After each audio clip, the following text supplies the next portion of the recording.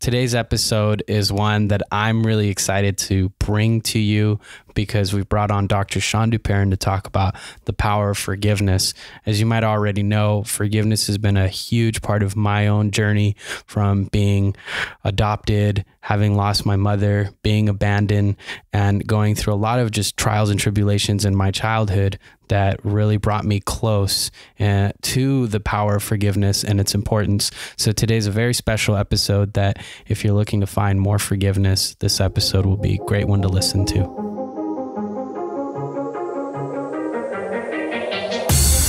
Welcome to Thriving Launch with Louise Congdon and Kamala Chambers, the show for heart-centered entrepreneurs who want it all. 5 days a week, we bring you different segments to inspire you to live a life of freedom. We interview the leading experts in the field of business, health, and love. Be sure to check out Training Tuesdays, where we give you a clear action plan to grow your own business. Maybe you can relate to this. When I was a full-time coach, keep repeating the same things to people over and over and over again, and it got to be kind of draining, and I wasn't really enjoying what I was doing anymore. So what I decided to do was record the things that I had to tell clients over and over and over again, and then I packaged those recordings together and sold them as an online course. If you're interested in creating and selling your own online course, head over to thrivinglaunch.com, and I have a free training for you on how to create and make passive income through your own online course.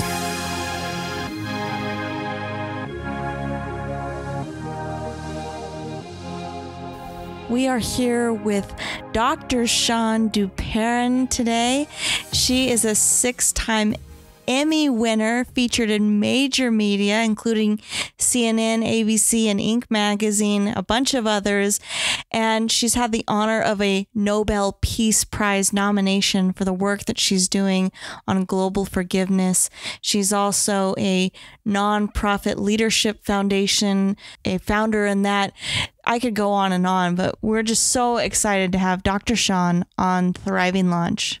All righty. I am so excited to be here with Dr. Shawne. It is so awesome to be here. This is a big, really important and big subject for me to talk about forgiveness. As many of you may or may not know, I've written a variety of articles, and I'm actually in the process of writing another one for Success Magazine on forgiveness. Dr. Shawne, welcome to the show. Are you ready to launch? I'm launched, baby. I'm here. I'm already there with you. Absolutely love it. So, one of the first things that's just top of mind for me is, why did you choose forgiveness as one of the subjects as your main subject? Why is that such an important subject matter? It's so funny, and you probably get this too, and the folks that listen to you, you don't really pick your subject picks you. And isn't it something when you look at the things that we teach are usually the things that we need the most? And a lot of folks know my story. I'm pretty open about it. I'm an incest survivor, and I'm at the point now as a grandmother, and it's an odd thing to say, that I can even say that being molested as a child was the thing that launched me to thrive. And not that I would wish anything as horrific as being molested on anyone. And at the same time, we get our journeys, and it's about who we become in the process of those journeys. And dang, Louise, I have become an amazing human because of the things that happened for me rather than to me. And forgiveness is a big part. Someone else that talks about this is Colin Tipping, and he has a quote that you totally reminded me of there. And he says, things don't happen to you, they happen for you. And and I, like you, share something similar. And I know everyone listening, we've all had our own traumas. We've all had our own challenges. And, you might listen to Dr. Shawne's story. You might listen to my story, Kamala's story. And all of us fit in different places, or sometimes we contrast other people's stories. Like, my story is one that most people listen to and they're just like, oh my God, I can't imagine what it was like to go through that. And I didn't go through something like that. But, I know that everyone has something that has been hard for them, difficult and challenging. And those challenges, those difficulties, those traumas, those upsets, one of the things I hear from you, Dr. Shawne, is that you transmuted it. Somehow you've gone through this process where you've taken pain and actually turned it into your life's mission. You've turned it into something that is allowing you to gift the other world with something really beautiful. Rumi has a quote that I really love is, imagine what beautiful flowers God makes with manure. And it sounds like you've made flowers. How do you go through that process to turn this ickiness, incest, that sounds terrible, sounds incredibly difficult to go through. How do you turn that into something that's beautiful? Yeah. And, even as you said it, transmute or transform, it really is a process. And the questions that we get all the time on our website or in social media or on Facebook is like, how do I forgive? And the answer, especially for something traumatic, because to me, traumatic would include getting breast cancer or losing your job or your home or having a child murdered. We all have our own definition of what's traumatic. And the process is going to be the same every single time, which is oxymoron. It's a process, it's different, and it's the same and it's different. And everybody goes through a process, and all our processes are iterative processes, meaning they're nonlinear. And in research, there is a lineage of what people go through when they forgive. It starts with anger and shock, grief, and then getting to a place of acceptance, and then finally peace. But it's not a straight line. It's an iterative process. So let's say you lose your job, and that can be very traumatic for a lot of folks, or you lose a large client, and then you're in shock and you're so angry. And then you get another opportunity the next day, and you say to yourself, oh, cool, one window closes and another window opens. And then you don't get that one. And then you go back to the shock again. So it's this process of ebb and flow and allowing the different feelings in these different phases to move you forward and move you backward. And it's that pendulum swinging that allows you to shift and change, because really what happens is your perceptions start to change, and the intensity of the emotion starts to subside, and you actually change as a person. And that is the process of forgiveness. When I hear things like forgive and forget, I want to say that is just crap. This is not about forgiving and forgetting. It's not about taking the high road. It's not about any of that. It's about being a human and having this very beautiful human experience of forgiving. I really appreciate the way that you're framing this, because so much about forgiveness can be kind of a bypassing that I see the way that it's framed, that we have these terrible things that happen in our lives, and we could just move on from them and forgive and just let them go and be a bigger person. But that's not always the case. And I think there's this real value in being able to experience our own pain, our own grief around what the experience has brought us, rather than jumping to the state of forgiveness, first and foremost. And I think that what you're saying here is that forgiveness is this journey. It's not just about skipping all the other steps of feeling your own feelings, but it's the journey that you go to arrive there. Is that right? You are spot on, Camilla. That's exactly what it is. And here's the thing. If you jump to, I'm taking the high road, whatever's incomplete will show up in different ways, whether it's in sabotage, whether it's sideways. Maybe you'll smoke cigarettes or you'll eat 10 Reese's peanut butter cups. Keep shoveling down what's incomplete, because we as human beings want to transform and complete conversations. And I already know this about you guys, just from how you feel and who you're being, that nothing gets resolved and it keeps repeating itself until you face it. And I come from the school of thought, I might as well face it and move through it and transform it and love it up and be with it. That's the courageous route. And that's where all the miracles show up. So beautiful. One thing that forgiveness is something that I've struggled with myself. I've struggled with, it's not like one of the gifts, it's not one of my superpowers to like jump to forgiveness or to be able to let go of things that have happened. And one thing that I'm curious about is, for me, sorry, it's a little vulnerable to talk about, but for me, I feel like what I learned from experiences that I had from people is that, okay, now I understand who that person is now. So it was about me misperceiving them as someone that they weren't. And that's why, I feel like trust was broken in an experience like that. But I'm really curious, like, what would you say to someone like me who forgiveness isn't something that comes natural or easy? What does come natural or easy is sitting with my own emotions and my own feelings around the situation, and then saying, okay, this person is who, now they've just showed me who they are, and now that's what I can trust, that they're gonna continue that kind of behavior. I love what you're saying, because I hear this over and over and over again, and I'm deeply appreciating your vulnerability, because being with your feelings is important, and that's what you have personal control over. I've got a couple of tools that we use a lot at Project Forgive that, everything we do on Project Forgive is free. So you can get these downloads, you can see the free broadcast on Facebook Live. One of them is a meditation on forgiving yourself for not being forgiving. I mean, it's like, sorry to laugh. Like, like that one person, you just look at him and you want to say, oh my gosh, shoot me in the head, he's a jerk. And you're trying to deal with them and be more evolved and more spiritual.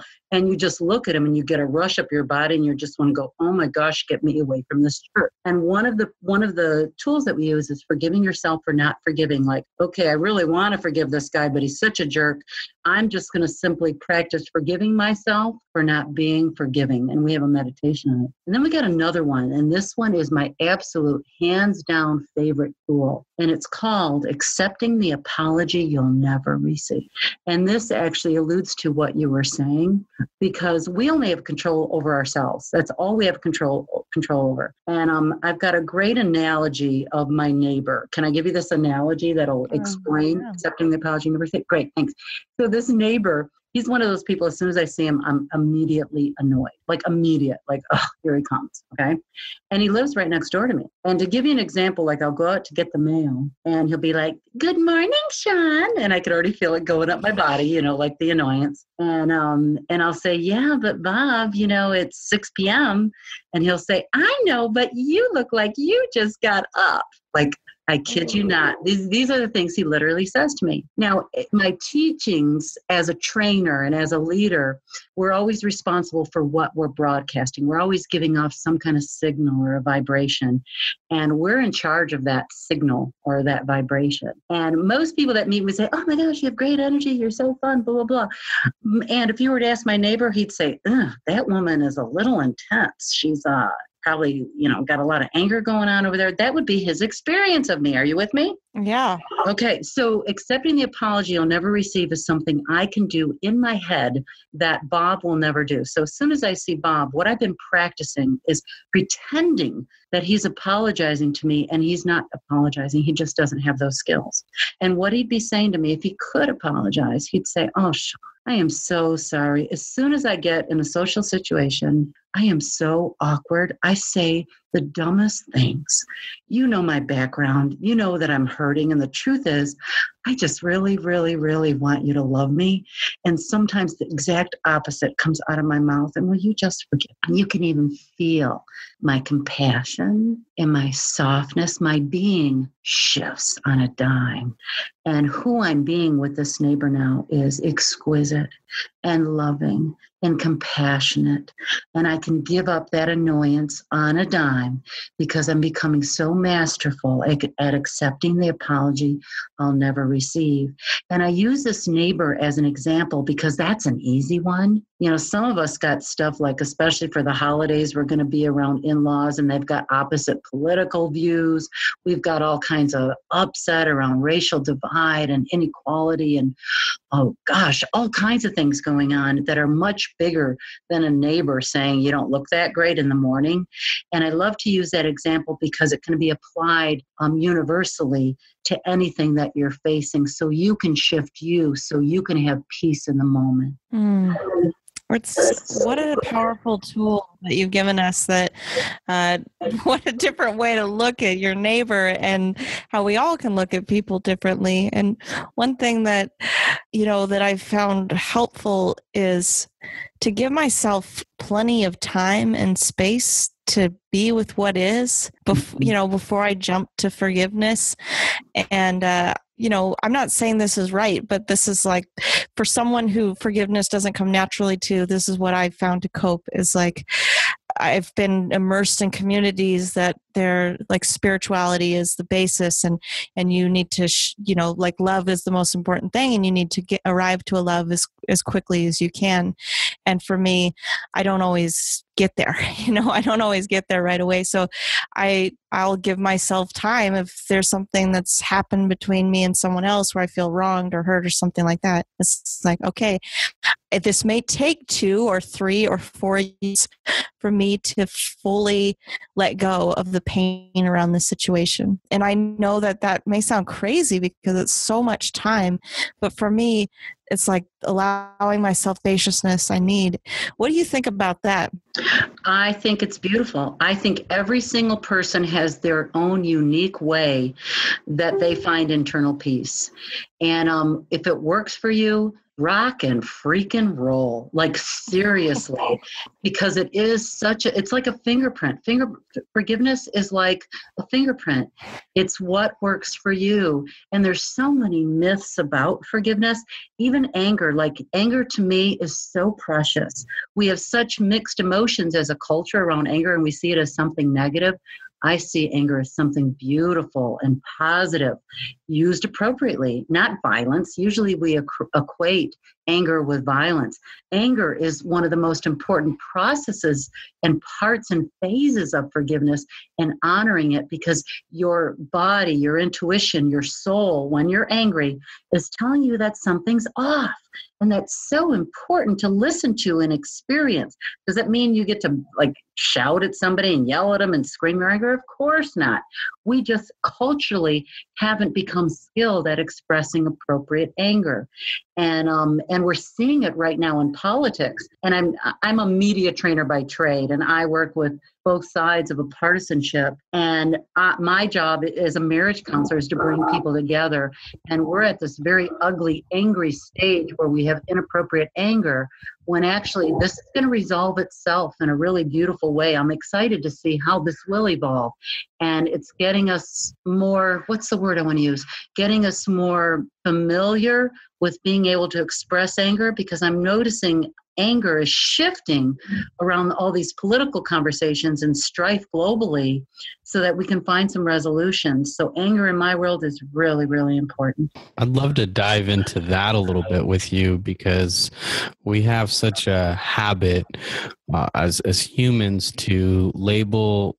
There's these emotions. We polarize a lot. These emotions, anger, upset, frustration, that's over here, and that's not good. You shouldn't be feeling that, right? And as Kamala kind of alluded to a little bit, is especially in the spiritual world, we're encouraged oftentimes to feel love, to, and a lot of the like kind of manifest and attraction kind of teachings. It's like, if you're feeling that, you're not going to attract what you want fast enough, and you're not tuned in properly, and you need to tune yourself in. And then, we had an interesting conversation with Marianne Williamson, where she, kind of offered completely different spectrum. Is like, well, maybe you should tune into those feelings, and maybe those feelings are really good, and maybe that's such an important part of your healing. And she wrote a whole book on that, where being able to allow those feelings is actually part of the triumph process, part of the process of getting to where you're supposed to get to, or where you want to get to. Maybe you need to go through some of these things, that feelings and emotions and thoughts that we're told are not okay. And as somebody who's worked with a lot of couples like you, Dr. Shawne, I've seen that when people can really bring and even welcome those feelings up, that there's this kind of natural process where people kind of fall into happiness. It's like somebody will tell me this horror story, and then after that, they're laughing and smiling. And even though there's tears still falling, there's this joy that is now being expressed. So I'd love to dive into that a little bit with you. Like, you celebrate anger and you say, let's welcome it up. And this process that we're going through currently with a lot of polarized, in the political system and economy right now, there's this we have a country that feels very divided on many levels.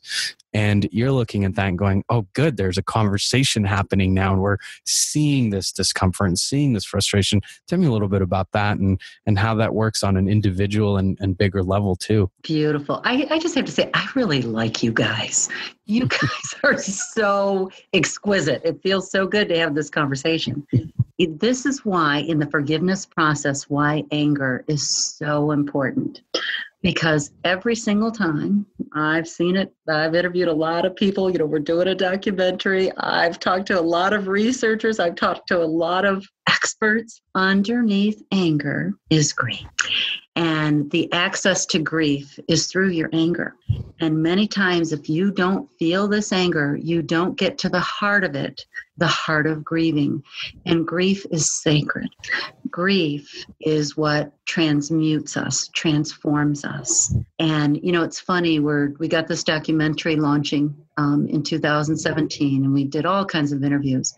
And we interviewed 24 4-year-olds, and we asked them about forgiveness, okay? And they were adorable. What is forgiveness? It's a bunch of sorries. It's when you don't hate anyone anymore. I mean, it was just precious. And, I had this just feeling, and I said, well, what about anger? So I asked every single one of those 4-year-olds what they thought about anger. And every single one of them said anger was bad. Every single one of them. Now, I'll bet you $1 million their parents are not saying, don't be angry. Angry is evil. They are doing it unconsciously, and our game is to make the unconscious conscious. And it's to have conversations like this, because underneath that anger is when you find that grief. And another example of anger that I love to use outside of the political arena is Mothers Against Drunk Drivers. Those moms got really mad. That organization got really mad for a good 10 years. And it took many decades to actually make drinking and driving illegal. I mean, it was a fight. And these mothers were mad enough and inspired enough to work through that so actual change can take place. And when we find that we're angry, whether it's angry about politics or angry about our personal life, when we get present to the anger and then finally let the grief bubble up, that's when we can actually make physical changes. Sometimes it's about setting boundaries. Sometimes in political arenas might be getting involved as an activist in some way. You can see what's going on in Standing Rock right now. People are just really getting really involved by that because they're inspired by what's going on over there and they want to make a difference. For me, in Shawne's world, the politics are merely a reflection of what's been going on culturally and internally for decades. And it's just manifested in our politics. And I can just see for me what this fight means for me internally as an incest survivor. I can see themes everywhere. And as I start dealing with my own pain that's unresolved, I'm getting more and more peace about the politics, and actually solutions are coming forward for me as how I can participate to make a difference. And I am seeing that happening so many places in social media. Are there a lot of folks that are staying in the anger and staying in the combativeness? Yeah, a lot of folks stay there. And those aren't the folks I hang with. I'm sure the folks even listening to this podcast actually take accountability and responsibility for what's going on internally to be able to manifest in a powerful way. And that is really why I say this is such an exciting time, even though it's painful, because exciting times also include pain and include fear. It's always that dance between love and fear. And not that either one is good or bad, because I come from a paradigm that fear is actually good, because it's showing you where you need some progress and where you might need to amplify some love spaces or actually take some risks and feel some anger and do some grief work. I absolutely love this. And such a beautiful conversation we're having, and I'm really wanting to know if, before we close out today, is there any last thing that you want the Thriving Launchers to walk away with? Yeah, and it's going to sound like a cliche, and we all have our own inner power. However we deal with things is up to us, and we can either be in that fear space where we're annoyed and angry all the time, just with the little things that upset us, or we can come from that compassionate, loving place. And I love to come from the compassionate, loving place authentically by doing the masterful techniques internally so I can shift myself on a dime. And I do believe it becomes a mastery. And that, just like Mother Teresa says, forgiveness is a continuous attitude, a continuous act. Martin Luther King talked about that as well for many, many years. And to me, embodying and practicing a mastery of accepting the apology you'll never receive, or forgiving myself for not forgiving, actually illumines me in those ways so I can be the best, most profound person that I can be. And my wish and my hope is for those that are listening that they also have the courage for that kind of mastery. So beautiful. We've been here with Dr. Shawne. You're listening to the Thriving Launch podcast. We've been talking about forgiveness. Keep thriving, everyone, and find your own form of forgiveness. You've been listening to the Thriving Launch podcast. For books and resources related to today's episode, make sure to head over to thrivinglaunch.com. We'll see you there.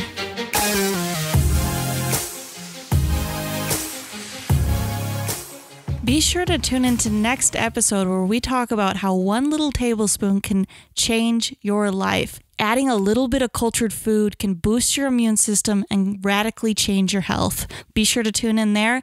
And if you've enjoyed today's episode, be sure to leave a rate and review on iTunes.